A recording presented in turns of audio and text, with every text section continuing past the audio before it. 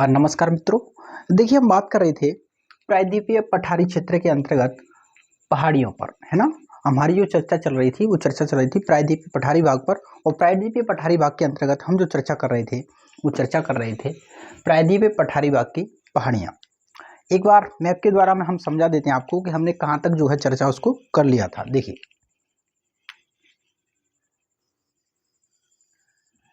ये हमारा भारत का प्रायद्वीपीय वाला हिस्सा था और इसमें से त्रिभुजाकार आकृति में ये इस तरह से जो फैली हुई आकृति है त्रिभुजाकार, इस तरह से हमारा फैला हुआ था प्रायद्वीपीय पठारी भाग। प्रायद्वीपीय पठारी भाग को उच्चावच के आधार पर हमने दो भागों में विभाजित किया था। एक विभाजित किया था प्रायद्वीपीय पहाड़ियाँ और दूसरा प्रायद्वीपीय पठार। दो भागों में विभाजित किया था, पहाड़ियाँ तथा पठार। सबसे पहले हमने लिया था प्रायद्वीपीय पहाड़ियों। प्रायद्वीपीय पहाड़ियों को हमने तीन भागों में विभाजित किया था। एक विभाजित किया था मध्यवर्ती पहाड़ियाँ, जिसमें अरावली की पहाड़ियाँ, विंध्याचल पर्वतमाला, सतपुड़ा पर्वतमाला, सतमाला, है ना, सतपुड़ा पर्वतमाला और सतमाला। इसके बाद में राजमहल की पहाड़ियाँ और गारो खासी जयंती की पहाड़ियाँ। ये पहाड़ियाँ हमने मध्यवर्ती पहाड़ियों के रूप में ली थी। उसके बाद में हमने पूर्वी घाट की पहाड़ियाँ, जिनमें हमने दो भागों में, जो 16 डिग्री उत्तरी अक्षांश रेखा थी वो इस पश्चिमी घाट की पहाड़ियों को दो भागों में विभाजित कर रही थी।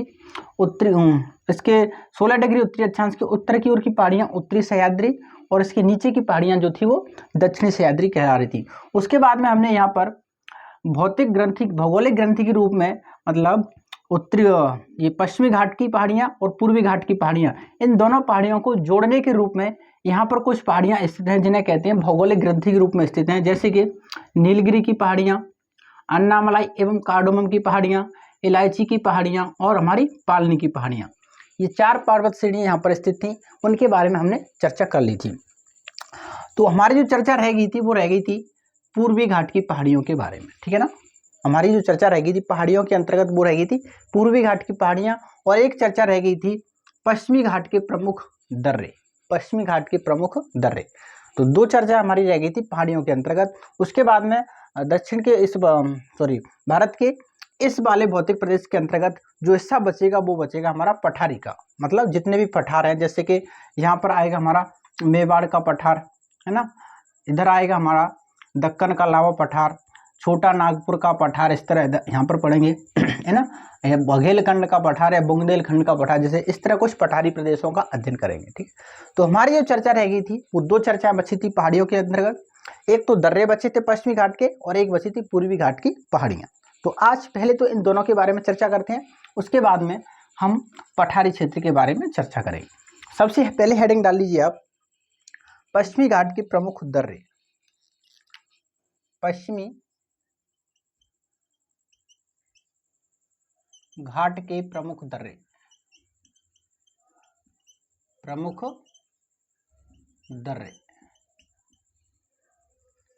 देखिए, प्रायद्वीपीय भारत में जो दर्रों को कहा जाता है वो घाट नाम से जाना जाता है। प्रायद्वीपीय भारत में दर्रों को किस नाम से जाना जाता है? घाट नाम से पुकारा जाता है। जैसे कि थाल घाट, भोर घाट, पाल घाट, सिनकोन घाट आदि ये पश्चिमी घाट के प्रमुख दर्रे हैं। एक एक से उनकी चर्चा करते हैं। चर्चा क्या करना है आपको, दर्रों का नाम लिखना है और ये दर्रा जो है किससे कहाँ के लिए जाने का रास्ता प्रदान करता है, ये आपको, मतलब किस मुख्य शहर को किसी दूसरे मुख्य शहर से जोड़ने का कार्य करता है, वो आपको लिखना है। ठीक है, तो सबसे पहले लिखिए थालघाट। सबसे जो पहला दर्रा है वो है हमारा कौन सा? थालघाट। थालघाट जो है मुंबई को किससे जोड़ता है? नासिक होते हुए कोलकाता को। थालघाट, थालघाट जो है मुंबई को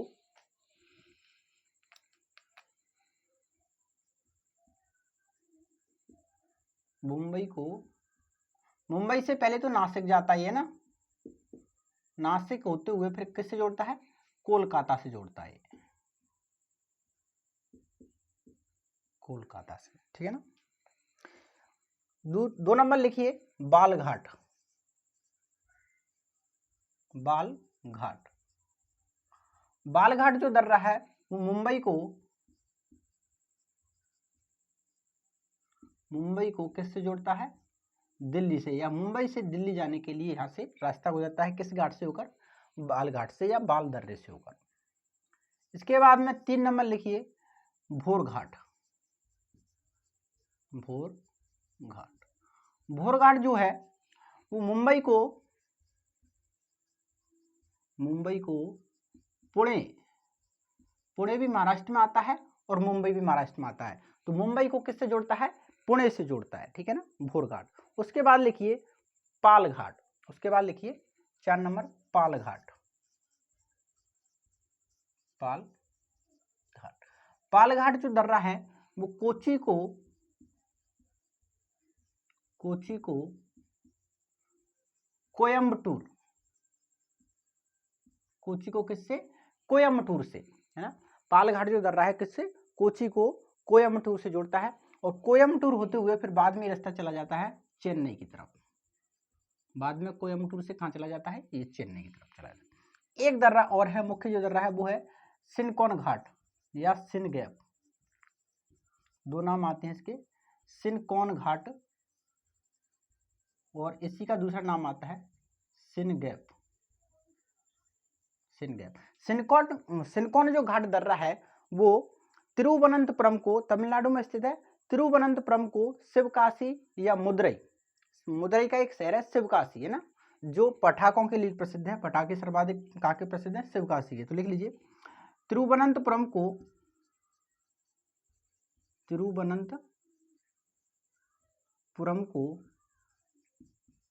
शिवकाशी कहाँ पड़ता है? ये पड़ता है मुदरई, शिवकाशी से जोड़ता है। तो ये पश्चिमी घाट के प्रमुख 5 दर्रे हैं। थाल घाट हमारा मुंबई को नासिक होते हुए कोलकाता जाने का रास्ता प्रदान करता है। बाल घाट मुंबई से दिल्ली जाने का रास्ता प्रदान करता है। भोर घाट मुंबई से पुणे जाने का रास्ता प्रदान करता है। पाल घाट कोची से कोयम्बटूर होते हुए चेन्नई जाने का रास्ता प्रदान करता है। और सिन गैप या सिनकॉन घाट जो है वो तिरुवनंतपुरम को शिवकाशी से जोड़ता है। मुदरई का शहर है कौन सा? शिवकाशी। तो ये हमारे पश्चिमी घाट के प्रमुख दर्रे लिख लीजिए। उसके बाद में चर्चा करते हैं फिर पूर्वी घाट के बारे में, है ना। पूर्वी घाट, तो लिखिए आप पूर्वी घाट। ये दर्रे रह गए थे उस समय पश्चिमी घाट की, जब हमने पहाड़ियां पढ़ी थी तो वहां पर दर्रों के बारे में हम चर्चा नहीं कर पाए थे, दर्रे रह गए थे। हम सोच रहे थे कि दर्रों को साथ में पढ़ लेंगे, लेकिन पूर्वी घाट में कोई महत्वपूर्ण दर्रा स्थित है नहीं, इसलिए यहाँ पर हमने सबसे पहले पश्चिमी घाट के दर्रों की चर्चा कर ली। अब बात करते हैं किसके बारे में? अब बात करते हैं हम पूर्वी घाट। पूर्वी घाट की पहाड़ियां, पूर्वी घाट की पहाड़ियां। देखिए पश्चिमी घाट की तरह पूर्वी घाट एक निरंतर श्रृंखला के रूप में नहीं है। हमारी जो पश्चिमी घाट थी उसमें जो पहाड़ियां थी वो एक निरंतर श्रृंखला के रूप में फैली हुई थी, उत्तरी सह्याद्री और दक्षिणी सह्याद्री। लेकिन पूर्वी घाट की जो पहाड़ियां हैं वो निरंतर श्रृंखला के रूप में फैली नहीं है। ये अत्यधिक अपर्दन के कारण, ये अत्यधिक अपर्दित हो जाने के कारण एक छोटी छोटी पहाड़ियों के रूप की श्रृंखला के रूप में, छोटी छोटी पहाड़ियों की श्रृंखला के रूप में क्या है? विभाजित है ना। जो उत्तर में महानदी से लेकर दक्षिण में कार्डामम की पहाड़ियों तक फैली हुई हैं। दक्षिण में कहाँ तक? कार्डामम की पहाड़ियों तक फैली हुई हैं। और पूर्वी घाट की जो पहाड़ियां हैं इनका जो विस्तार है वो 3 राज्यों में है। इनका विस्तार कितने राज्यों में? 3 राज्यों में। उत्तर में सबसे जो ऊपर राज्य है वो है हमारा उड़ीसा, उड़ीसा के बाद आता है आंध्र प्रदेश, और आंध्र प्रदेश के बाद नीचे जो वाला हमारा राज्य आता है वो आता है तमिलनाडु। तो 3 राज्यों में ये पहाड़ियां विस्तृत हैं। देखिए कैसे, एक बार मैं मैप बना देता हूं, इधर ही बना लो फिर मैं साफ कर दूंगा ना।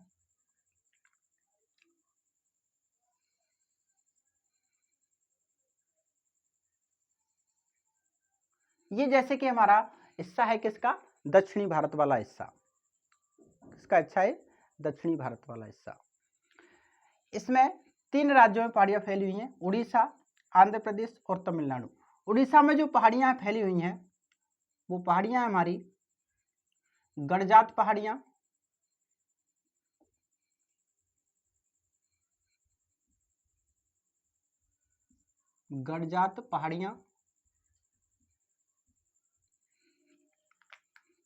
उदयगिरी पहाड़ियां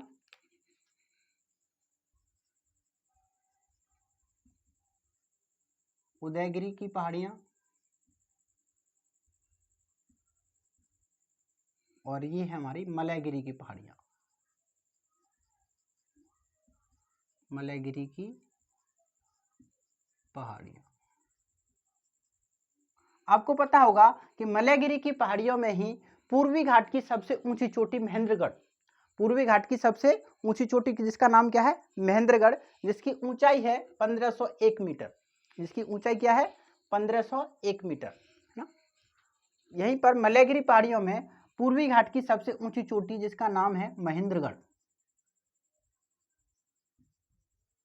महेंद्रगढ़, ऊंचाई इसकी 1501 मीटर स्थित है। किन पहाड़ियों में, मलयगिरी।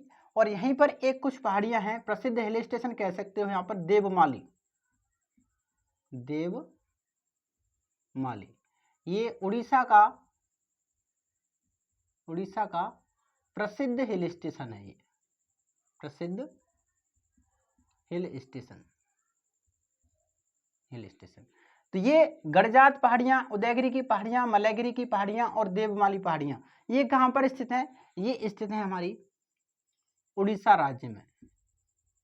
ये कहां पर है, उड़ीसा राज्य में, उड़ीसा राज्य, ठीक है। उसके बाद दक्षिण की ओर कुछ पहाड़ियां हमारी जैसे मधुकोंडा वगैरह की पहाड़ियां कहां पर स्थित हैं, ये आती है हमारी आंध्र प्रदेश में। आंध्र प्रदेश में आती है हमारी मधुकोंडा, बेलीकोंडा, पालकोंडा, है ना, कोंडा के नाम से आती है, मधुकोंडा, बेलीकोंडा, पालकोंडा, लिख लीजिए। इस तरह से फैली हुई है हमारी मधुकोंडा, दूसरे पेन से लिख दूं, मधुकोंडा, बेलीकोंडा,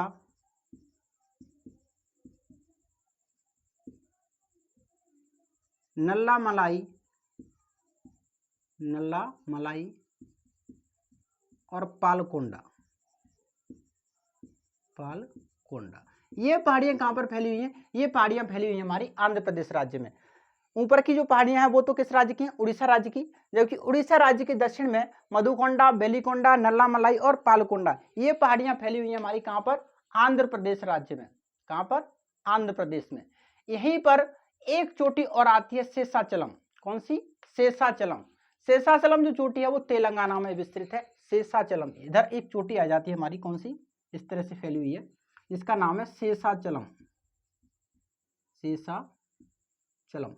शेषाचलम जो है वो कहां पर है, ये है तेलंगाना, तेलंगाना, ठीक है। और ये मधुकोंडा, बेलीकोंडा, नल्ला मलाई और पालकोंडा, ये पहाड़ियां फैली हुई हैं हमारी आंध्र प्रदेश में, आंध्र प्रदेश में। तो दो राज्यों में विस्तार हो गया। इसके बाद में सिबरॉय वगैरह कुछ पहाड़ियां हमारी फैली हुई हैं कहां पर, ये फैली हुई है हमारी तमिलनाडु में। आंध्र प्रदेश के दक्षिण में जो राज्य स्थित है वो स्थित है हमारा तमिलनाडु। और तमिलनाडु में जो पहाड़ियां आती हैं वो आती हैं जावेदी, सेबरॉय, पंचमलाई और सिरुमलाई। कौन सी, जावेदी, सेबरॉय, पंचमलाई और सिरुमलाई। दूसरे पेन से लिख देता हूं, जावेदी, सेबरॉय, पंचमलाई और सिरुमलाई, सिरुमलाई। ये पहाड़ियां फैली हुई हैं हमारी कहां पर, ये फैली हुई है हमारी तमिलनाडु में, तमिलनाडु में। तमिलनाडु में ये पूर्वी घाट की इस तरह से पहाड़ियां 3 राज्यों में फैली हुई हैं, उड़ीसा, आंध्र प्रदेश और तमिलनाडु। इनका जो विस्तार है उत्तर में महानदी से लेकर दक्षिण में कहां तक, यहाँ पर आपकी पहाड़ियां थी कौन सी, नीलगिरी एवं अन्नामलाई की पहाड़ियां, है ना, नीलगिरी एवं अन्नामलाई की एवं पालनी की पहाड़ियां, ये पहाड़ियां फैली हुई थी, ठीक है। एक विशेषता और लिख लेना यहाँ पर, अरामाकोंडा की एक पहाड़ियां थी यहाँ पर, मधुकोंडा चोटी में, मधुकोंडा की पहाड़ियों में चोटी आती है अरामाकोंडा, जिसकी ऊंचाई है 1680 मीटर, जिसकी ऊंचाई है 1680 मीटर। किस चोटी, किस पर्वतमाला में, मधुकोंडा में। मधुकोंडा पर्वतमाला में एक चोटी आती है अरामाकोंडा, यहां पर एक चोटी आती है अरामाकोंडा, अरामाकोंडा। और इसकी जो ऊंचाई आती है पूर्वी घाट की, एक पर्वत तो चोटी हो गई हमारी कौन सी, महेंद्रगढ़, जिसकी ऊंचाई कितनी थी 1501 मीटर, और जबकि इसकी ऊंचाई है 1680 मीटर। ऊंचाई कितनी है इसकी 1680 मीटर, 1680 मीटर, जो पूर्वी घाट की सबसे ऊंची चोटी है। कौन सी, रामाकोंडा, जो कहाँ स्थित है, मधुकोंडा पर्वत श्रेणी में स्थित है। तो आप पहले इस मैप को बना लो। हालांकि इनकी विशेषता कोई है नहीं पूर्वी घाट की पहाड़ियों की, केवल इसकी दो विशेषता आपको जो मैंने पहले बोली थी वही लिखनी है कि अत्यधिक अपरदन के कारण, पहला तो ये लिखना है आपको कि पूर्वी घाट की पहाड़ियों का विस्तार जो है वो महानदी, उत्तर में महानदी से लेकर दक्षिण में अन्नामलाई एवं कार्डोमम की पहाड़ियों तक फैली हुई है। दूसरा, अत्यधिक अपरदन के कारण वर्तमान में ये जो पहाड़ियां हैं वो छोटी छोटी पर्वत श्रेणियों के रूप में फैली हुई हैं। तो दो विशेषता मैं नीचे लिख देता हूं, आप चाहो तो मैप के ऊपर लिख लेना, इनको लिख लो, लिखो। अत्यधिक अपरदन के कारण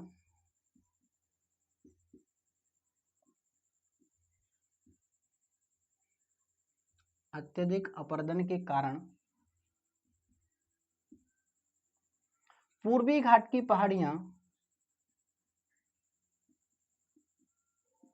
पूर्वी घाट की, देखो मैप पर तो बनाना ही बनाना है, इसके बाद में आपकी सुविधा के लिए मैं राज्यों के रूप में और लिख दूंगा अभी, है ना, राज्यों के रूप में और बता दूंगा। अत्यधिक अपरदन के कारण पूर्वी घाट की पहाड़ियां निरंतर श्रृंखलाओं के रूप में नहीं पाई जाती हैं, निरंतर श्रृंखला के रूप में ना मिलकर छोटी छोटी पहाड़ियों के रूप में मिलती हैं, छोटी छोटी पर्वत श्रृंखलाओं के रूप में, छोटी छोटी पर्वत श्रृंखलाओं के रूप में मिलती हैं। ठीक है, अगला लिखिए, पूर्वी घाट की पहाड़ियों का विस्तार, पूर्वी घाट की पहाड़ियों का विस्तार उत्तर में महानदी से लेकर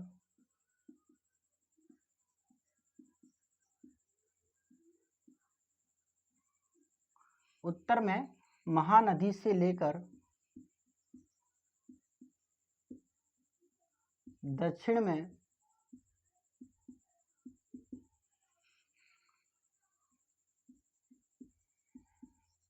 अन्नाईमुड़ी पहाड़ियों तक है, अन्नाईमुड़ी पहाड़ियों तक है, पहाड़ियों तक है। उसके बाद ये मैप बना लेना और मैप में इन पहाड़ियों को दर्शा देना।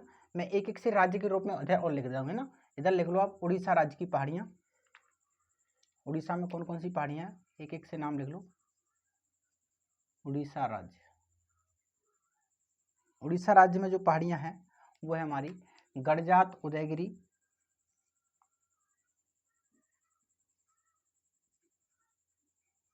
गड़जात पहाड़ियाँ,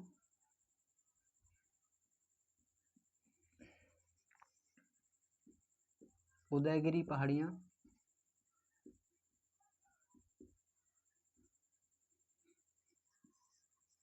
मलयगिरी पहाड़ियाँ,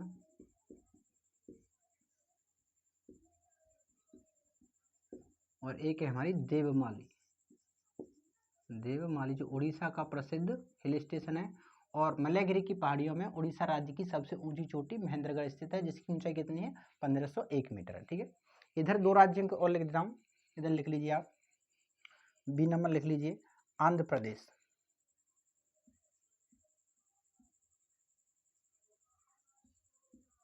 आंध्र प्रदेश राज्य की पहाड़ियाँ, आंध्र प्रदेश राज्य की पहाड़ियाँ।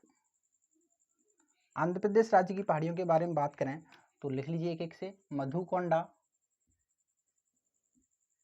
मधुकोंडा जो है वो इसकी सर्वोच्च चोटी जो है कौन सी है, रामाकोंडा है, जिसकी ऊंचाई है 1680 मीटर, जो पूर्वी घाट की सर्वोच्च ऊंची चोटी भी है और आंध्र प्रदेश की भी सर्वोच्च ऊंची चोटी है। उसके बाद में लिखिए बेलीकोंडा, मधुकोंडा के बाद में बेलीकोंडा। 3 नंबर लिखिए नल्लामलाई और पालकोंडा, नल्लामलाई, नल्लामलाई और एक लिख लीजिए पालकोंडा, पालकोंडा। ठीक, ये थी किसकी, आंध्र प्रदेश राज्य की चोटियां। अब लिख लीजिए तमिलनाडु,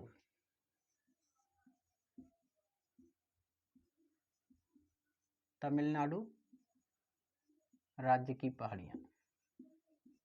पूर्वी घाट में मुख्यतः, पूर्वी घाट की पहाड़ियों का जो विस्तार है मुख्यतः 3 राज्यों में ही है, उड़ीसा, आंध्र प्रदेश और तमिलनाडु। तमिलनाडु की जो मुख्यतः पहाड़ियां हैं वो है जावेदी, सेवरॉय, पंचमलाई और सिरुमलाई, सिरुमलाई। ठीक, लिख लीजिए।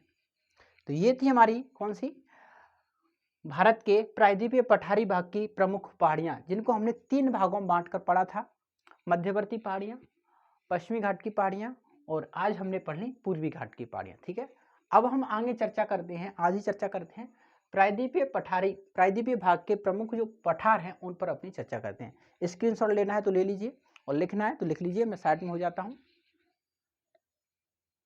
लिख लिया है? अब हेडिंग डाल लीजिए प्रायद्वीपीय पठार। प्रायद्वीपीय पठारी भाग को हमने 2 भागों में विभाजित किया था ना, प्रमुख पहाड़ियां जिसको 3 भागों में बांटकर पढ़ लिया हमने, और एक पठारी क्षेत्र। तो आज हम जो चर्चा करते हैं, अब चर्चा करते हैं पठारी क्षेत्र। हेडिंग डाल लीजिए प्रायद्वीपीय पठारी क्षेत्र। ऐसे लिखो प्रायद्वीपीय भारत के प्रमुख पठार, प्रायद्वीपीय भारत के प्रमुख पठार।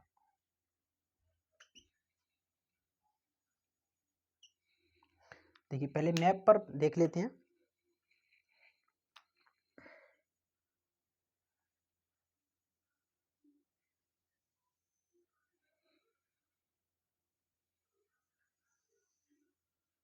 इस तरह से ये हमारा प्रायद्वीपीय भारत का हिस्सा है। ठीक है, इस प्रायद्वीपीय भारत के हिस्से में बात करें तो यहाँ पर हमारा एक पठार स्थित है जिसे हम बोलते हैं मेवाड़ का पठार। जी कौन सा पठार है? मेवाड़ का पठार। मेवाड़ के पठार के नीचे ही एक पठार आता है हमारा, इस तरह से फैला हुआ है, मालवा का पठार। और मालवा के पठार और मेवाड़ के पठार के पूर्वी भाग की ओर एक पठार स्थित है जिसे हम बोलते हैं बुंदेलखंड का पठार, और सॉरी बघेलखंड का पठार। और इधर एक पठार आता है जिसे हम बोलते हैं बुंदेलखंड का पठार, और इधर ऊपर की ओर एक पठार स्थित है जिसका नाम है छोटा नागपुर का पठार, छोटा नागपुर का पठार। और इधर एक पठार आता है हमारा जो त्रिभुजाकार आकृति में लगभग फैला हुआ है, उसका नाम है दक्कन का पठार। इसका नाम क्या है? दक्कन का पठार। इस तरह से प्रायद्वीपीय भारत में मुख्यतः कुछ पठारी भूभाग स्थित हैं, है ना। दक्कन, एक पठार और लिख लीजिए, एक है रह गया हमारा कौन सा, दंडकारण्य पठार। दंड का इधर एक स्थित है आंध्र प्रदेश और उड़ीसा राज्य में, दंडकारण्य पठार। तो ये कुछ पठार हैं, ठीक है ना। नाम लिख देता हूं पहले। इन पठारी भूभाग से कुछ नदियां भी गुजरती हैं, उनके बारे में और चर्चा करेंगे। ये है हमारा मेवाड़ का पठार, मेवाड़ का पठार। ये है हमारा मालवा का पठार, मालवा का पठार। मालवा के पठार से एक नदी निकलती है चंबल नदी, जो उत्तर दिशा की ओर प्रवाहित होती है। एक नदी निकलती है चंबल नदी जो उत्तर दिशा की ओर प्रवाहित होती है, और बुंदेलखंड के पठार को 2 भागों में विभाजित करती हुई पाप किधर चली जाती है, फिर यमुना नदी की ओर चली जाती है, ठीक है। और मेवाड़ के पठार से चंबल नदी की एक सहायक नदी निकलती है बनास नदी, ठीक है, बनास नदी। इस तरह से तो ये तो हो गया मेवाड़ का पठार, ये हो गया हमारा मालवा का पठार। ये है हमारा बुंदेलखंड का पठार। कौन सा है? बुंदेलखंड का पठार।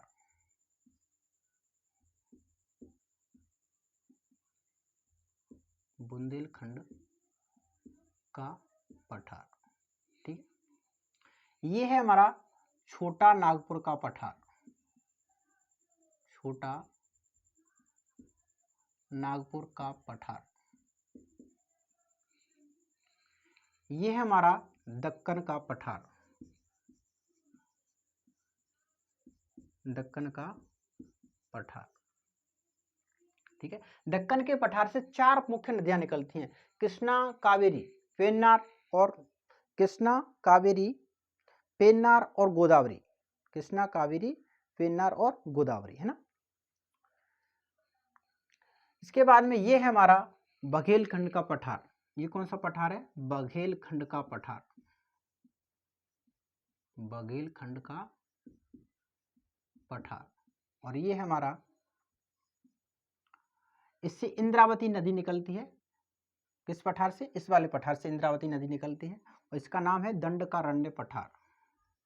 दंडकारण्य पठार। इससे कौन सी नदी निकलती है? इससे इंद्रावती नदी।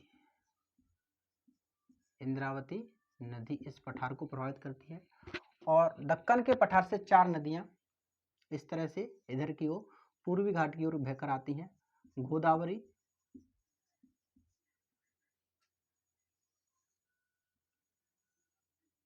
कावेरी,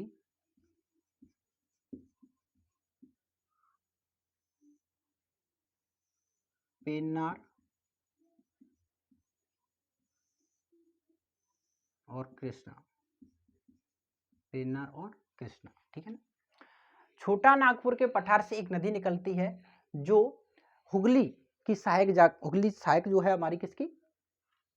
गंगा की एक वितरिका है हुगली, उसकी में जाकर के मिल जाती है, जिसका नाम है सोन नदी, है ना। जो किससे निकलती है? बघेलखंड के पठार से निकलती है सोन नदी। और छोटा नागपुर के पठार से निकलती है हमारी दामोदर नदी। छोटा नागपुर के पठार से दामोदर नदी, इससे तो निकलती है सोन नदी। ये कौन सी नदी है? सोन नदी।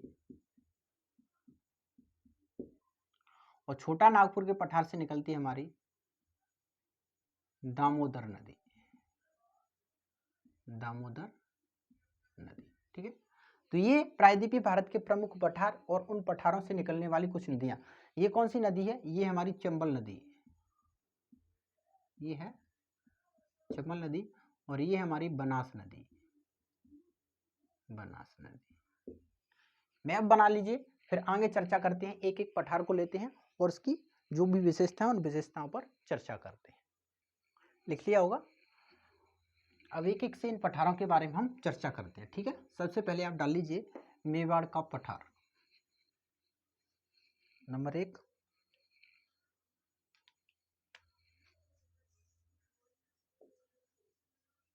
मेवाड़ का पठार। देखिए, मेवाड़ के पठार की विशेषताओं की बात करें तो इसका विस्तार जो है विस्तार है राजस्थान में। राजस्थान में, ठीक है ना। इस पठार से एक नदी बहती है, कौन सी? बनास नदी। बनास नदी इस पठारी भाग से होकर बहती है। होकर बहती है। बहती है। और इसका ढलान किधर है? तो इस पठार का ढलान, इस पठार का ढलान पश्चिम से पूर्व दिशा की ओर है। पश्चिम से पूर्व दिशा की ओर है। अतः बनास नदी, अतः बनास नदी पश्चिम से पूर्व की ओर बहती है। पश्चिम से पूर्व की ओर बहती है।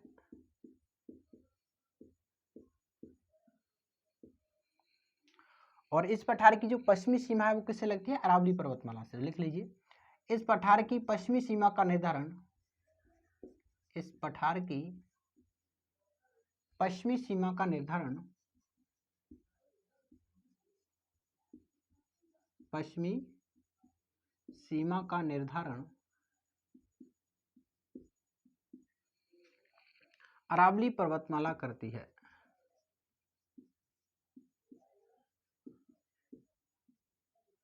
अरावली पर्वतमाला करती है। ठीक है, तो ये विशेषता है किसके बारे में? मेवाड़ के पठार के बारे में। अब 2 नंबर डाल लीजिए, मालवा का पठार, है ना, 2 नंबर डाल लीजिए, मालवा का पठार।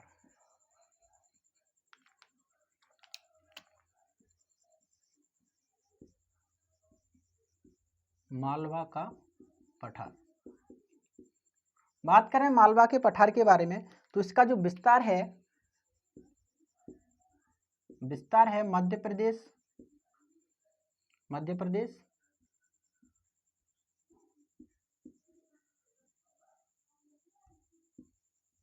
प्लस छत्तीसगढ़,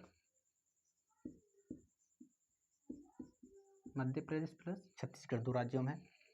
और यह जो पठार स्थित है वो 2 पर्वत श्रेणियों के मध्य में स्थित है। इसके उत्तर की, मालवा पठार के उत्तर की ओर तो हमारी कौन सी? अरावली पर्वतमाला स्थित है, जबकि इसके दक्षिण में जो विंध्याचल पर्वतमाला स्थित है। लिख लीजिए, मालवा पठार के उत्तर में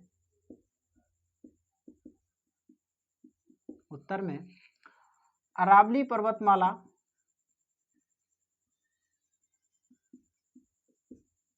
पर्वतमाला तथा दक्षिण में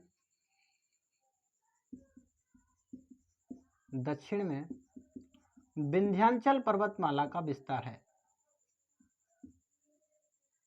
विंध्याचल पर्वतमाला का विस्तार है।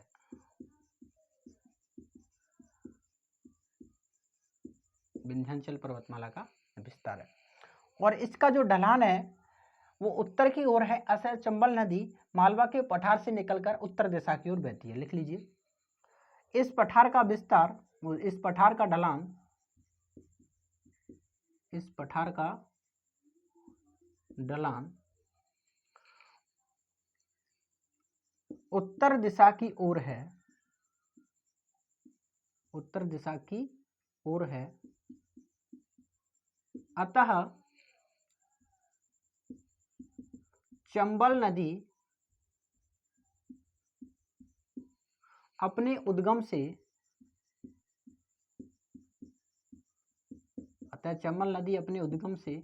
उत्तर दिशा की ओर प्रवाहित होती है।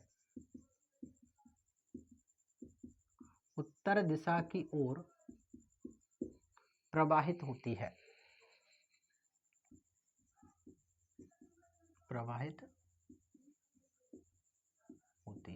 ठीक है ना। मालवा के पठार से जो मुख्य नदी निकलती है वो कौन सी नदी निकलती है? चंबल नदी निकलती है। ठीक है, और चंबल नदी जो है वो इस पठारी भूभाग को कितने 2 भागों में विभाजित कर देती है। आगे लिख लीजिए, चंबल नदी अपने उद्गम स्थल से उत्तर दिशा की ओर प्रवाहित होती है। आगे लिखो, यह एक लावा निर्मित पठार है। आगे लिखो, यह एक लावा निर्मित पठार है। लावा निर्मित पठार है। और राजस्थान में जो हाड़ौती का प्रदेश है ना, हाड़ौती के प्रदेश का जो क्षेत्र विस्तृत है वो मालवा के पठार का हिस्सा है। तो लिख लीजिए, राजस्थान में विस्तृत हाड़ौती का पठारी क्षेत्र, हाड़ौती का पठारी क्षेत्र मालवा के पठार का ही हिस्सा है। मालवा के पठार का ही हिस्सा है। ठीक है, मेवाड़ के पठार के प्रमुख जो अयस्क हैं वो इधर लिख लीजिए। प्रमुख अयस्क इसमें जो प्रमुख अयस्क मिलते हैं वो मिलते हैं सीसा, जस्ता, चांदी, सीसा, जस्ता, चांदी, ये जुड़वा खनिज है ना, सीसा, जस्ता और चांदी जुड़वा खनिज है, एक साथ ही निकलते हैं। कोयला, लौह अयस्क, लौह अयस्क और ग्रेनाइट पत्थर, ग्रेनाइट पत्थर। मालवा के पठार का जो प्रमुख अयस्क है, इसके प्रमुख अयस्क, इसके जो प्रमुख अयस्क हैं वो हैं सैंडस्टोन, सैंडस्टोन, चूना पत्थर, सैंडस्टोन और चूना पत्थर इसके क्या है, प्रमुख अयस्क हैं किसके, मालवा के पठारी क्षेत्र के। तो दो प्रायद्वीपीय भारत के प्रमुख पठार में दो पठार हो गए हमारे, कौन कौन से, मेवाड़ का पठार और मालवा का पठार। आगे 3 नंबर बात करते हैं, वो करते हैं बुंदेलखंड का पठार। 3 नंबर डाल लीजिए, बुंदेलखंड का पठार, बुंदेलखंड का पठार, ठीक है ना। विस्तार है इसका वो है उत्तर प्रदेश तथा मध्य प्रदेश में। मालवा के पठार का जैसे विस्तार हमारा राजस्थान तथा मध्य प्रदेश में था ना, इसी तरह बुंदेलखंड का पठार का विस्तार कहाँ पर है, उत्तर प्रदेश तथा मध्य प्रदेश में। छत्तीसगढ़ में इसका विस्तार नहीं है, राजस्थान में ना, मध्य प्रदेश तथा राजस्थान, राजस्थान। इसका विस्तार लिखिए, इसका विस्तार हमारा कहां पर, यूपी, उत्तर प्रदेश तथा मध्य प्रदेश, एमपी, यूपी तथा एमपी में इसका क्या है, विस्तार है, ठीक है। विशेषताओं की बात करें तो देखिए हमारी जो चंबल नदी मालवा के पठार से निकल के आती है वो वापस कहाँ चली जाती है, बुंदेलखंड के पठार की ओर चली जाती है ना। बुंदेलखंड के पठार से होकर, मतलब बुंदेलखंड का पठार जो है वो चंबल नदी से विभाजित होता है। यह एक शुष्क पठार है, मतलब इसके साइड से निकल के चली जाती है कौन सी, चंबल नदी। यह एक शुष्क पठार है और चंबल नदी इस पठारी क्षेत्र में किसका निर्माण करती है, उत्खात भूमि का, उबड़ खाबड़ भूमि का निर्माण करती है ना, उत्खात भूमि का निर्माण करती है। 2-3 विशेषताएं लिख लीजिए। चंबल नदी, चंबल नदी इस पठार को, पठार को विभाजित करती हुई, विभाजित करती है, ऐसे लिख लो, विभाजित करती है तथा इस पठारी क्षेत्र में, इस पठारी क्षेत्र में उत्खात भूमि, उत्खात का मतलब होता है उबड़ खाबड़, उत्खात भूमि का निर्माण करती है, निर्माण करती है। और सर्वाधिक अवनालिका अपरदन जो है वो चंबल नदी द्वारा इसी बुंदेलखंड के पठार में किया जाता है। लिख लीजिए, चंबल नदी द्वारा, चंबल नदी द्वारा इस पठार में, इस पठार में अवनालिका अपरदन किया जाता है, अवनालिका अपरदन किया जाता है, किया जाता है, ठीक। तो ये विशेषता है इन पठारों के बारे में। मैं इसको साफ करता हूं, आप लिख लीजिए, फिर और पठारों के बारे में चर्चा करेंगे। एक छोटी सी यहाँ पर छोटा सा पठार हो रहा है, केवल एक विशेषता उसके बारे में, वो लिख लीजिए, बघेलखंड का पठार। 4 नंबर डाल लीजिए, यहीं पर लिख लीजिए, बघेलखंड का पठार। इसके बारे में केवल एक विशेषता आपको लिखनी है कि इस पठार को सोन नदी, इस पठारी क्षेत्र से सोन नदी बहती है, केवल यही लिख लीजिए। इस पठार से, इस पठार से होकर, होकर सोन नदी, सोन नदी बहती है, बहती है, ठीक, लिख लीजिए। अब मैं बाकी जो पठार बचते हैं 3-4 उनके बारे में और बता देता हूं आपको। तो साफ कर दूं मैं इसको। अब 4 हो गई ये। बघेलखंड के पठार का जो विस्तार है ना वो 2 राज्यों में है, मध्य प्रदेश और छत्तीसगढ़, है ना, लिख लेना आप। मध्य प्रदेश और छत्तीसगढ़ में बघेलखंड के पठार का विस्तार है, जहाँ से सोन नदी बहती है। अब 5 नंबर डालिए, दंडकारण्य पठार। 5 नंबर डालिए आप, दंडकारण्य पठार। दंडकारण्य पठार। दंडकारण्य पठार जो है इसका जो विस्तार है, विस्तार 4 राज्यों में है। छत्तीसगढ़, शॉर्ट में लिख दूं सीजी, समझ जाओगे ना। छत्तीसगढ़, छत्तीसगढ़ के बाद उड़ीसा, मध्य प्रदेश में इसका विस्तार नहीं है ना। छत्तीसगढ़, उड़ीसा, आंध्र प्रदेश और महाराष्ट्र, एमएच। विस्तार 4 राज्यों में, छत्तीसगढ़, उड़ीसा, आंध्र प्रदेश और महाराष्ट्र। इसकी विशेषता के बारे में बात करें तो यह एक ऊबड़ खाबड़ पठारी क्षेत्र है। यह एक ऊबड़ खाबड़ पठारी क्षेत्र है, पठारी क्षेत्र है, ठीक है। दंडकारण्य के पठार से होकर इंद्रावती नदी प्रवाहित होती है, लिख लीजिए। इस पठार से होकर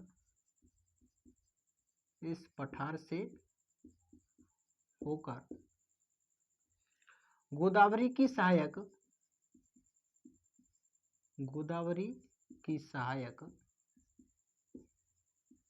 इंद्रावती नदी प्रवाहित होती है। इंद्रावती नदी प्रवाहित होती है। आपको पता होगा भारत का जो मिनी नियाग्रा जलप्रपात है वो किसी इंद्रावती नदी पर ही बनता है ना। जो गोदावरी की सहायक है ना, चित्रकूट जलप्रपात जो बनता है जिससे मिनी नियाग्रा जलप्रपात बोलते हैं, कहाँ पर बनता है? इंद्रावती नदी पर। यहीं पर लिख लीजिए, इंद्रावती नदी, इस पर एक जलप्रपात बनता है, चित्रकूट जलप्रपात। चित्रकूट जलप्रपात। और इस चित्रकूट जलप्रपात को क्या बोलते हैं? भारत का मिनी नियाग्रा जलप्रपात। जलप्रपात का मतलब झरना होता है ना, जलप्रपात, ठीक है। अब बात करते हैं, देखिए दंडकारण्य जो पठार है ना, इसके कुछ जो क्षेत्र हैं उनमें कुछ अयस्क निकलते हैं, जैसे कि बॉक्साइट निकलता है, लोह अयस्क निकलता है, और टिन के भंडार जो हैं वो मुख्यतः दंडकारण्य के पठारी क्षेत्र में पाए जाते हैं। तो लिख लीजिए, इस पठारी क्षेत्र में बॉक्साइट, लोह अयस्क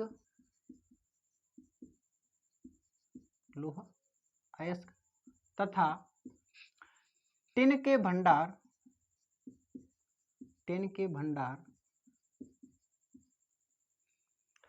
मिलते हैं।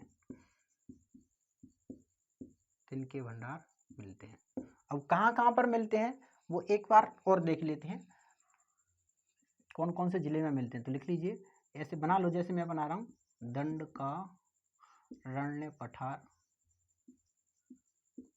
इसको हम 2 राज्यों में इसका देखें विस्तार। एक तो किसमें? उड़ीसा राज्य में। इसका जो एक विस्तार है वो तो उड़ीसा में है, और एक छत्तीसगढ़ में। उड़ीसा और छत्तीसगढ़, उड़ीसा राज्य के जिलों में देखेंगे और एक छत्तीसगढ़ राज्य के जिले।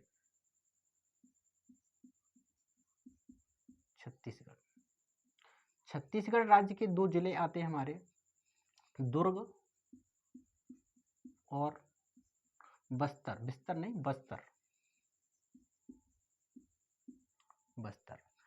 दुर्ग जो जिला है बस्तर जिला आपको पता होगा किन के भंडार के लिए प्रसिद्ध है, टिन के भंडार के लिए बस्तर जो जिला है वो प्रसिद्ध है। जबकि जो दुर्ग जिला है इसमें एक स्थान आता है डल्ली राजहरा क्षेत्र, डल्ली राजहरा खनन क्षेत्र, ये लौह अयस्क के लिए प्रसिद्ध है। दुर्ग जिले का एक क्षेत्र आता है डल्ली राजहरा क्षेत्र, डल्ली राजहरा खनन क्षेत्र जो है वो किसके लिए प्रसिद्ध है, ये लौह अयस्क के लिए प्रसिद्ध है, लौह अयस्क के लिए। जबकि जो बस्तर जिला है वो किसके लिए प्रसिद्ध है, ये टिन के भंडार के लिए प्रसिद्ध है। कौन सा जिला, बस्तर जिला। इसी तरह 3 जिले आते हैं हमारे किसके, उड़ीसा राज्य के, जिनमें मुख्यतः जो खनिज मिलता है वो मिलता है हमारा बॉक्साइट अयस्क। कौन सा अयस्क मिलता है, बॉक्साइट। जिले हैं हमारे कालाहारी, कोरापुट और बेलांगीर, कालाहारी, कोरापुट और बेलांगीर, ये जो उड़ीसा राज्य के जिले हैं तीनों, ये किसके लिए प्रसिद्ध हैं, ये बॉक्साइट अयस्क के लिए प्रसिद्ध हैं, बॉक्साइट अयस्क के लिए प्रसिद्ध है। तो आप इस तरह से इसको बना लीजिए। ये हमारा पठारी क्षेत्र था, कौन सा, दंडकारण्य पठारी क्षेत्र। अब बात करेंगे छोटा नागपुर का पठारी क्षेत्र, लिख लिया। अब 6 नंबर डाल लीजिए, छोटा नागपुर का पठार, छोटा नागपुर का पठार।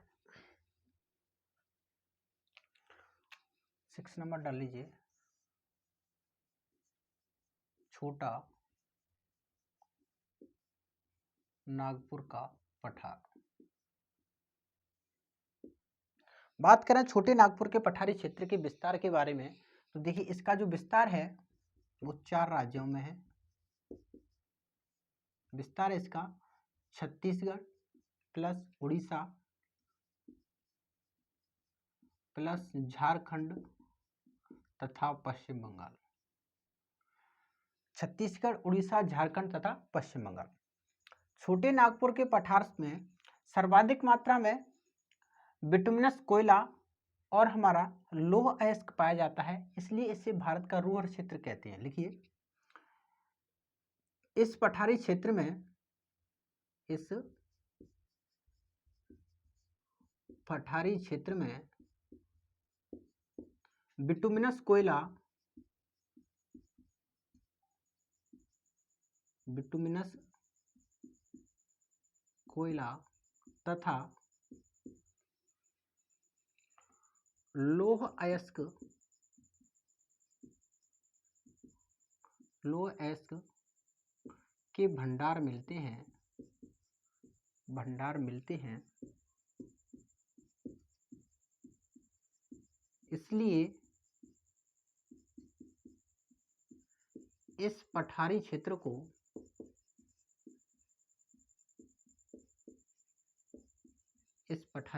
को भारत का रूहर प्रदेश कहते हैं, भारत का रूहर प्रदेश कहते हैं। देखिए, रूहर जो क्षेत्र है ना वो कहाँ में है, जर्मनी में स्थित है ये रूहर। और जर्मनी में जो रूहर क्षेत्र स्थित है वहां पर भी सर्वाधिक मात्रा में बिटुमिनस कोयला और लौह अयस्क के भंडार निकलते हैं। इसलिए भारत का रूहर प्रदेश किसको कहा जाता है, छोटे नागपुर को पठार को, क्योंकि यहाँ पर भी सर्वाधिक मात्रा में बिटुमिनस कोयला और लौह अयस्क के भंडार मिलते हैं। आगे लिखिए, इस पठारी क्षेत्र को एक नदी निकलती है हमारी, वो इसको 2 भागों में विभाजित कर देती है। कौन सी नदी, वो है हमारी दामोदर नदी। दामोदर नदी जो है वो भारत छोटे नागपुर के पठारी क्षेत्र को 2 भागों में विभाजित कर देती है। लिख लीजिए, दामोदर नदी इस पठारी क्षेत्र को, पठारी क्षेत्र को 2 भागों में विभाजित कर देती है, विभाजित कर देती है। देखिए कैसे,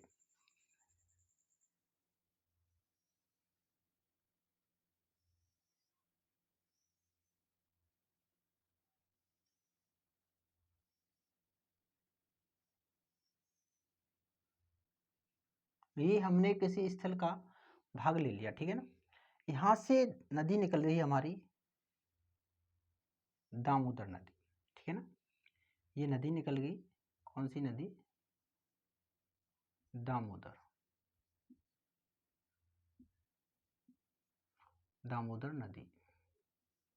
एक मिनट, दामोदर नदी उल्टी बना दी क्योंकि ये बंगाल की खाड़ी में आती है उत्तर दिशा से निकलकर, इस तरह बनाइए इसको। ये हमारी दामोदर नदी है, दामोदर नदी। दामोदर नदी जो है वो इस पठार को, ये कौन सा पठार है, छोटा नागपुर का पठारी क्षेत्र है। इस पठारी क्षेत्र को दो भाग में विभाजित करती है, उत्तरी भाग और दक्षिणी भाग। इसका जो उत्तरी भाग है छोटे नागपुर के पठार का, उत्तरी भाग जो कहलाता है वो कहलाता है हजारीबाग का पठार। उत्तरी भाग कहलाता है हजारीबाग का मैदान या हजारीबाग का पठार, हजारीबाग का मैदान। और जो दक्षिणी भाग है ये कहलाता है हमारा रांची का मैदान। ये क्या कहलाता है, ये कहलाता है रांची का मैदान, ठीक है। तो छोटे नागपुर के पठार को दामोदर नदी दो भागों में विभाजित करती है, जिसका उत्तरी भाग हजारीबाग का पठार या हजारीबाग का मैदान, जबकि दक्षिणी भाग जो है वो कहलाता है हमारा रांची का पठार। रांची के पठार से एक नदी निकलती है, स्वर्ण रेखा नदी। रांची के पठार से एक नदी निकलती है, कौन सी, स्वर्ण रेखा नदी। स्वर्ण रेखा नदी, आपको पता होगा स्वर्ण रेखा नदी में प्लेसर सोने के भंडार मिलते हैं। और स्वर्ण रेखा नदी पर एक जलप्रपात भी बनता है, कौन सा, हुंडरू जलप्रपात। लिख लीजिए, नदी पर कौन सा, हुंडरू, हुंडरू जलप्रपात बनता है, बनता है। और स्वर्ण रेखा नदी में प्लेसर, प्लेसर स्वर्ण के भंडार मिलते हैं, भंडार मिलते हैं। प्लेसर का मतलब होता है सोने के ऐसे क्षेत्र जो नदी की तलहटी में मिलते हैं, उन्हें बोलते हैं प्लेसर सोना, है ना। तो भारत की एकमात्र नदी है स्वर्ण रेखा नदी जिसमें सोने के प्लेसर भंडार मिलते हैं, ठीक है ना। तो ये थी विशेषता हमारी किस पठार के बारे में, छोटे नागपुर के पठार के बारे में। एक विशेषता और लिखना चाहो तो लिख लो, छोटे नागपुर के पठार में जो द्वीप समान छोटी छोटी आकृतियां मिलती हैं उन्हें पाट भूमि कहते हैं। नोट करके लिख लीजिए यहाँ पर, छोटे नागपुर के पठार में, इंग्लिश में लिख दूं CNP, CNP का मतलब छोटा नागपुर पठार। छोटे नागपुर के पठार में छोटी छोटी दीप समान स्थलाकृतियां मिलती हैं, दीप समान स्थलाकृतियां, स्थलाकृतियां मिलती हैं जिन्हें पाट भूमि कहते हैं, जिन्हें पाट भूमि कहते हैं।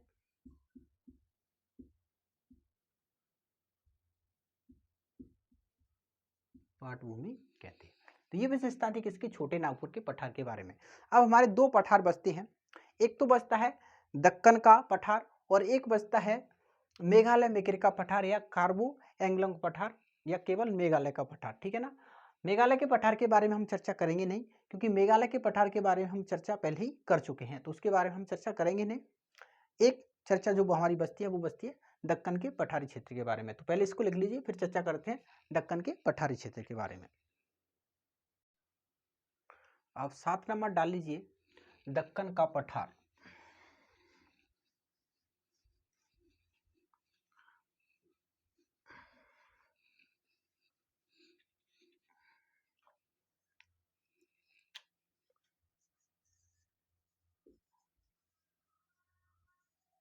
दक्कन का पठार, देखिए बात करें दक्कन के पठार की क्षेत्र के बारे में, तो ये जो है वो दक्षिण भारत का सबसे बड़ा पठारी क्षेत्र है, जो लगभग 5 लाख स्क्वायर किलोमीटर क्षेत्रफल में फैला हुआ है। इसका विस्तार जो है लगभग 5 राज्यों में है। 5 राज्यों में इसका जो विभाजन है वो अलग अलग से हम प्रादेशिक विभाजन में पढ़ेंगे। ये त्रिभुजाकार आकृति में फैला हुआ है और इसकी जो ऊपरी सतह है वो बेसाल्टिक चट्टानों द्वारा निर्मित है। इसकी दक्कन के लावा पठार की जो ऊपरी सतह है बेसाल्टिक चट्टानों द्वारा निर्मित है और इस मैदानी क्षेत्र में सर्वाधिक मात्रा में बलुई मृदा मिलती है, इसलिए इस क्षेत्र में सर्वाधिक मात्रा में कौन सी खेती की जाती है? कपास की खेती की जाती है। तो लिखिए, यह भारत का, यह दक्षिण भारत का, यह दक्षिण भारत का सबसे बड़ा पठारी क्षेत्र है, सबसे बड़ा पठारी क्षेत्र है, जिसका क्षेत्रफल लगभग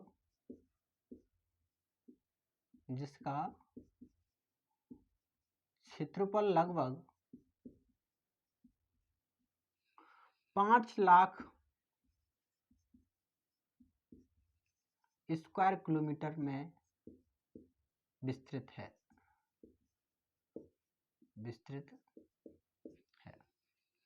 अगला लिखो, आकृति त्रिभुजाकार।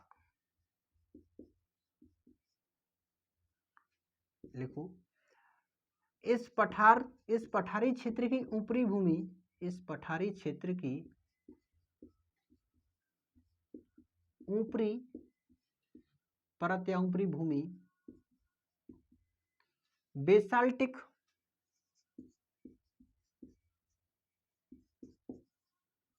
प्रकार की चट्टानों से निर्मित है,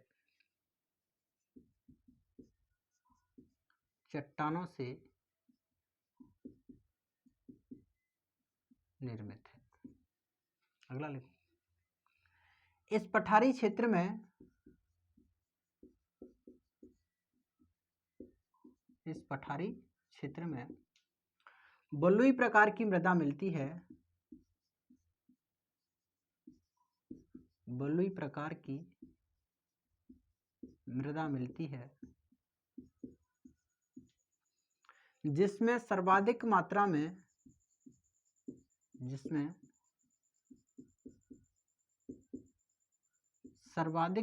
में, कपास की खेती होती है,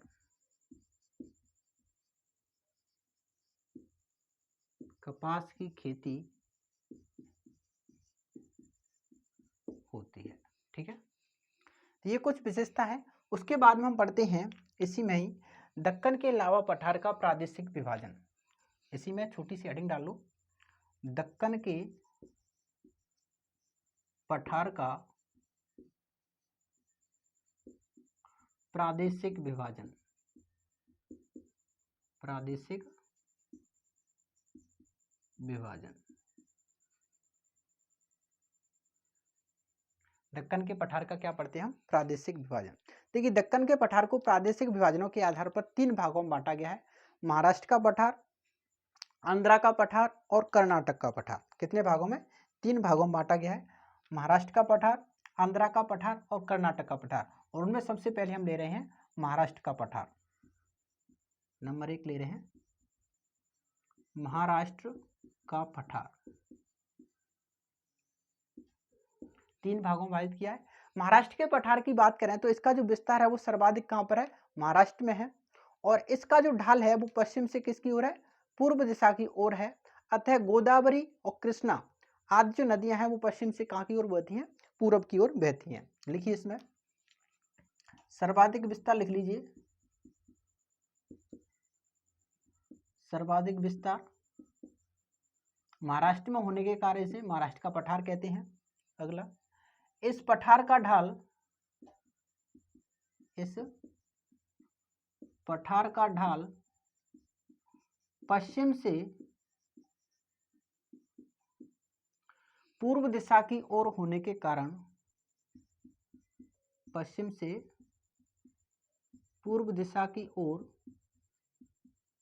होने के कारण गोदावरी और कृष्णा नदियां, गोदावरी और कृष्णा नदियां पश्चिम से पूर्व दिशा की ओर बहती हैं। पश्चिम से पूर्व दिशा की ओर बहती हैं। दिशा की ओर बहती है। देखिए महाराष्ट्र के पठार से आपसे जो क्वेश्चन पूछा जाएगा वो केवल यही पूछा जाएगा कि इस महाराष्ट्र के पठार से किन दो नदियों का उद्गम होता है या किस नदी का उद्गम होता है, तो वो कौन सी है, गोदावरी और कृष्णा नदियां हैं, ठीक है ना। उसके बाद में 2 नंबर लिखिए आंध्रा का पठार, 2 नंबर हेडिंग डाल लीजिए, यहीं पर डाल लीजिए आंध्रा का पठार। ये प्रादेशिक विभाजन पढ़ रहे हैं हम, किसका प्रादेशिक विभाजन पढ़ रहे हैं, ये प्रादेशिक विभाजन पढ़ रहे हैं हम दक्कन के पठार का। दक्कन के पठार को प्रादेशिक विभाजन के आधार पर 3 भागों में बांटा गया था, महाराष्ट्र का पठार, आंध्रा का पठार और कर्नाटक का पठार।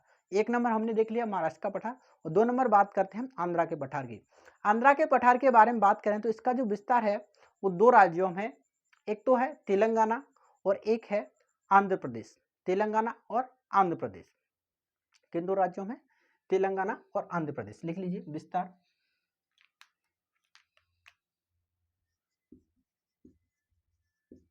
विस्तार तेलंगाना प्लस एपी का मतलब आंध्र प्रदेश। आंध्रा के पठार की बात करें तो कृष्णा नदी जो महाराष्ट्र के पठार से निकलकर आती है वो आंध्रा के पठार को 2 भागों में विभाजित करती हुई चली जाती है। लिखिए आंध्रा के पठार को, आंध्रा के पठार को कृष्णा नदी 2 भागों में विभाजित करती है, 2 भागों में विभाजित करती है। कौन सी नदी 2 भागों में विभाजित करती है, कृष्णा नदी। कृष्णा नदी जो है जिसका उद्गम कहां से हो रहा था, महाराष्ट्र के पठार से इसका उद्गम हो रहा था, 2 भागों में विभाजित करती है। इसका उत्तरी भाग कहलाता है तेलंगाना का पठार, जबकि जिसका दक्षिणी भाग जो है वो कहलाता है हमारा रायलसीमा का पठार। क्या कहलाता है, रायलसीमा का पठार। इधर मैं चित्र बना देता हूं इसलिए मैंने जगह छोड़ दी थी, जैसे कि ये है हमारा आंध्रा का पठार, ठीक है ना। इससे एक नदी इस तरह से निकल के जा रही थी जिसका नाम था हमारा कृष्णा नदी, कृष्णा नदी। कृष्णा नदी 2 भागों में विभाजित कर रही थी आंध्रा के पठार को। इसका उत्तरी भाग कहलाता था तेलंगाना का पठार, उत्तरी भाग तेलंगाना का पठार, जबकि दक्षिणी जो भाग है, दक्षिणी भाग कहलाता रायलसीमा का पठार। दक्षिणी भाग क्या कहलाता है, ये कहलाता है रायलसीमा का पठार, रायलसीमा का पठार। और इस रायलसीमा के पठारी क्षेत्र से एक नदी हमारी निकलती है जिसका नाम है पेन्नारू नदी, जिसका नाम क्या है, पेन्नारू नदी, ठीक है। तो केवल यही विशेषता थी किस पठार के बारे में, आंध्रा के पठार के बारे में। अब एक रह गया कर्नाटक का पठार, उसको मैं ऊपर समझाऊंगा, लिख लीजिए इसको। यहीं पर एक बात और लिख लीजिए, जो आंध्रा का पठार है ना, इसका जो सीमा वाला क्षेत्र है, ये वाला, इसका इस तरह से ये जो सीमा वाला तटवर्ती क्षेत्र है वो कहलाता है सीमांध्र क्षेत्र। ये क्या कहलाता है, सीमांध्र क्षेत्र कहलाता है, ठीक है। लिख लिया होगा आपने। अब 3 नंबर डाल लीजिए, महाराष्ट्र का हो गया, आंध्रा का हो गया, और 3 नंबर डाल लीजिए कर्नाटक का।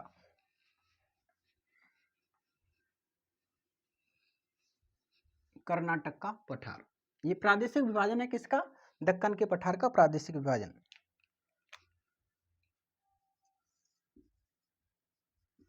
कर्नाटक का पठार। बात करें कर्नाटक के पठार के बारे में तो देखिए 600 डिग्री 600 मीटर जो समुच्च रेखा है, मतलब 600 मीटर ऊंचाई वाले समान क्षेत्रों को मिलाने वाली रेखा, काल्पनिक रेखा होती है। तो 600 मीटर जो समुच्च रेखा है वो कर्नाटक के पठार को 2 भागों में विभाजित करती है।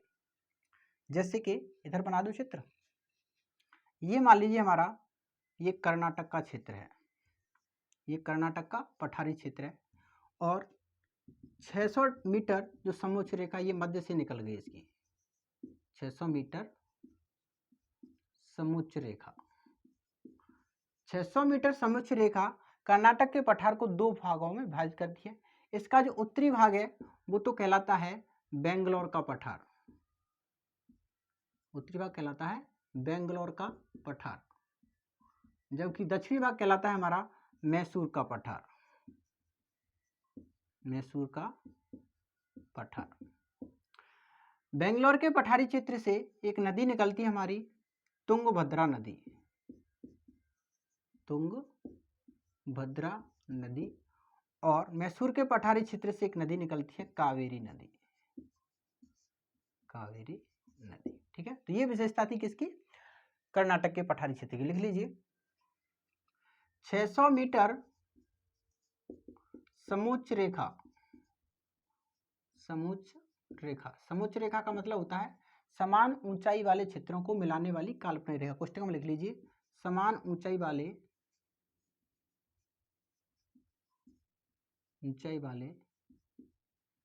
क्षेत्रों को मिलाने वाली, क्षेत्रों को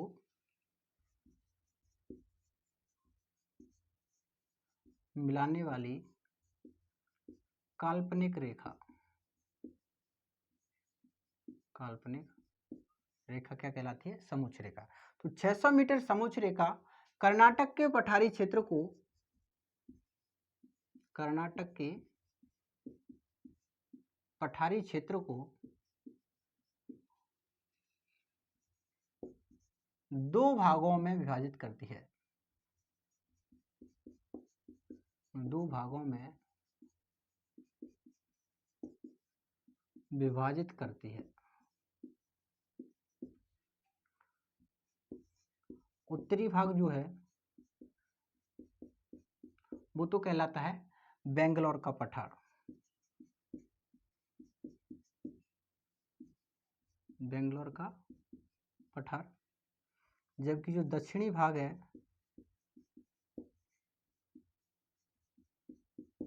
वो कहलाता है मैसूर का पठार, मैसूर का पठार। बेंगलोर के पठारी क्षेत्र से नदी निकलती है तुंगभद्रा नदी,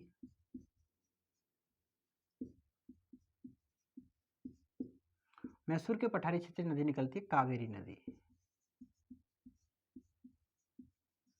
कावेरी नदी। ठीक है, तो ये प्रादेशिक विभाजन था किसका, दक्कन के पठारी क्षेत्र का। अब 8 नंबर एक पठार और बचता है, उसका केवल हम नाम डाल लेते हैं, कौन सा, मेघालय मिकिर पठार, क्योंकि मेघालय मिकिर पठार को हमने पूरा पढ़ लिया है, तो वहां आप केवल 8 नंबर डाल लीजिए और इसको हमने आगे पूरा पढ़ लिया है, तो वहां से आप देख लेना मेघालय का पठार, मेघालय का पठार।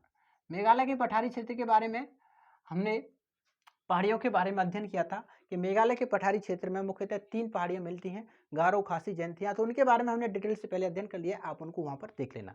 तो ये था हमारा प्रायद्वीपीय भारत का भूभाग। ठीक है ना, अब तक हमने भारत के इसको मिलाकर के कुल 3 भागों के बारे में चर्चा कर ली है।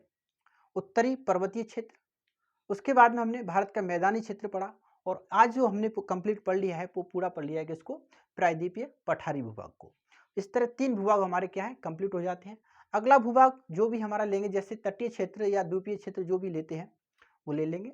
तो आज के लिए इतना ही, मिलते हैं बाकी क्लास में। Thank you very much.